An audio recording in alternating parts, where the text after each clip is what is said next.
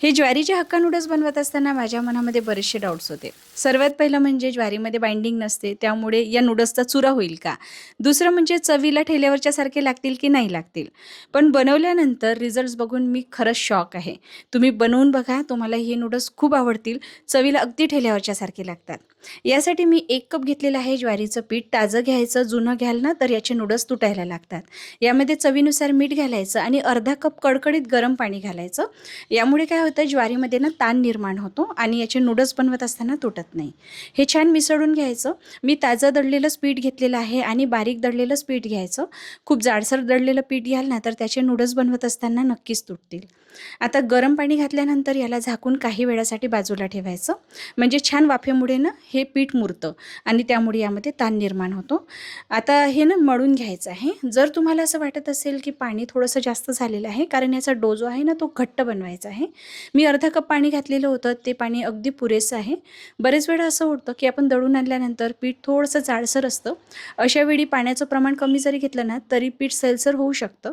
अशावेळी यामध्ये तुम्ही जास्तीचं कोरडं ज्वारीचं पीठ अजूनही मिसळू शकता. यामध्ये थोडंसं ऑलिव्ह ऑइल घालायचं किंवा साजूक तूपही घालू शकता आणि याला असा लांबोळा आकार द्यायचा, कारण आपण याला सोऱ्यामध्ये भरणार आहोत. तर जाड शेवीचा जो साचा असतो ना तो आपल्याला वापरायचा आहे. जेवढं मी प्रमाण घेतलेलं होतं तेवढं 1 सोऱ्यामध्ये परफेक्ट बसलेलं आहे. बरं, हे ज्वारीचे नूडल्स वेट लॉस करत असताना जेव्हा केव्हा तुम्हाला फास्ट फूड खाण्याची आठवण येत असेल, तेव्हा तुम्ही बनवून खाऊ शकता. पण फक्त आठवड्यातून एकदा खा, कारण यामध्ये सॉसेस घातलेले आहे. तुम्हाला माहितीच आहे मी सॉसेस घालण्याच्या विरोधात आहे. कारण सॉसेसमध्ये रिफाईंड शुगरपासून प्रिझर्व्हेटिव्हपर्यंत बरंचसं काही अनहेल्दी घातलेलं असतं. आणि वेट लॉस करत असताना जर तुम्ही असं अनहेल्दी रोज-रोज खाल, तर बॉडी डिटॉक्सिफाय होणार नाही आणि वजनसुद्धा कमी होणार नाही.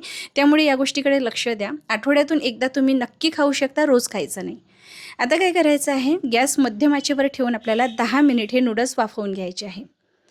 बघा, हे 10 मिनिट वाफवून झाल्यानंतर आता सर्वात महत्त्वाची स्टेप पुढे आहे. आपल्याला हे नूडल्स ना पूर्णपणे गार करून घ्यायचे आहे. गरम असताना याला सोडवायला जाल तर हे पूर्णपणे तुटून जातात. कारण ज्वारीचं पीठ हे ग्लुटन फ्री असतं, त्यामुळे गव्हाच्या पिठासारखा यामध्ये ताण नसतो. म्हणून आपण जर याला खूप रफली हँडल करू ना तर हे लवकर तुटतात. पूर्णपणे गार होऊ द्यायचं आणि अगदी हळूवारपणे याला सोडवायचं आहे. बघा, किती इझिली हे निघून जातात. आणि थोडेफार सोडवून घ्यायचे, पूर्णपणे याला मोकळं करण्याची गरज नाही. मी करून घेतलेलं होतं. बघा, छान लांब-लांब दोरे असे तयार झालेले आहे. पण हे ज्वारीचे नूडल्स आहे ना, तर जसे आपण गव्हाचे नूडल्स बनवतो किंवा मैद्याचे बनवतो, त्याचे खूप लांब-लांब दोरे आपल्याला दिसतात.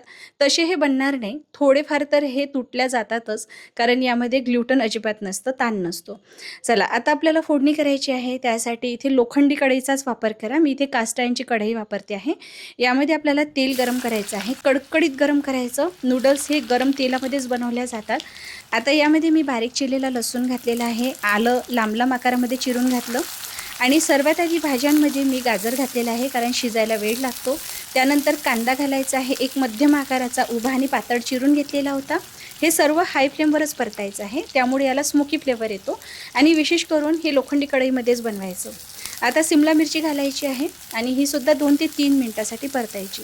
भाज्यांमध्ये थोडासा क्रंच असेल ना तर नूडल्स खायला छान लागतात. आता हे सर्व परतून झालेलं आहे. यामध्ये आता मी पत्ताकोबी घालते आहे. पत्ताकोबीसुद्धा आपल्याला अशी लांब आणि पातळ चिरून घ्यायची आहे आणि ही सुद्धा हाय फ्लेमवर आपल्याला परतून घ्यायची आहे. सुरुवातीला तेल छान धूर निघेपर्यंत कडकडीत गरम करायचं, म्हणजे या भाज्या ज्या आहेत ना छान हलक्याशा लालसरसुद्धा होतात आणि क्रिस्पीसुद्धा राहतात. कारण गरम तेलामध्ये या तळल्यासारख्या होतात ना, त्यामुळे या क्रिस्पी आणि कुरकुरीतच राहतात. अगदी भाजी जशी बनवतो आणि भाज्या पाणी सोडायला लागतात ना, तसं इथे होणार नाही. चला, आता सॉसेस घालूया. तर सर्वात आधी 1 चमचा डार्क सोया सॉस घालायचा, 1 चमचा घालायचा आहे रेड चिली सॉस आणि 1 चमचा घालायचा आहे टोमॅटो केचप आणि यासोबतच चटपटीत अशी चव देण्यासाठी 1 चमचा इथे व्हाईट व्हिनेगर घालायचा आहे. सर्व सॉसेस आपल्याला छान आता फोडणीमध्ये मिसळून घ्यायचे आहे. गॅस आताही हाय फ्लेमवरच ठेवायचं. बरं, आता इथे जसं मी तुम्हाला सांगितलं, हे ज्वारीचे नूडल्स तुम्ही रोज खाऊ शकत नाही. आठवड्यातून एकदाच खायचे आहे, कारण यामध्ये सॉसेस घातलेले आहे. आता सॉसेसचा वापर न करता वेट लॉससाठी रोजही खाता येईल असे ज्वारीचे हेल्दी नूडल्स कसे बनवायचे हे बघायचं असेल तर मला कमेंट करा. मी तुमच्यासोबत नक्की त्याचाही व्हिडिओ शेअर करेल. असो, इथे मी तयार केलेले ज्वारीचे नूडल्स यामध्ये घातले. सोबतच काळ्या मिरीचं कूट घातलेलं आहे आणि थोडंसं गरज पडत असेल तर मीठ घाला. अगदी चिमूटभर घालायचं, कारण जेव्हा आपण नूडल्स बनवले तेव्हाही मीठ घातलेलं होतं आणि सॉसेसमध्ये सुद्धा मीठ असतं. मी अगदी चिमूटभर घातलेलं होतं, कदाचित ती क्लिप माझ्याकडून मिस झालेली आहे, पण अगदी थोडं. मी नाहीच्या बरोबरीत मीठ घातलेलं होतं. जास्त घालू नका, कारण सॉसेसमध्ये भरपूर मीठ असतं. नूडल्स इथे तयार झालेले आहे. वेट लॉस करत असताना जेव्हा केव्हा मला नूडल्स खाण्याची आठवण येते, मी अशा पद्धतीने ज्वारीचे नूडल्स नेहमीच बनवत असते. तुम्हीसुद्धा ट्राय करा. रेसिपी कशी वाटली कमेंट करून नक्की कळवा. आवडली असेल तर लाईक शेअर करा आणि अशाच नवनवीन रेसिपी बघण्यासाठी घरोघरी अन्नपूर्णाला सबस्क्राईब नक्की करा. लवकरच भेटूया.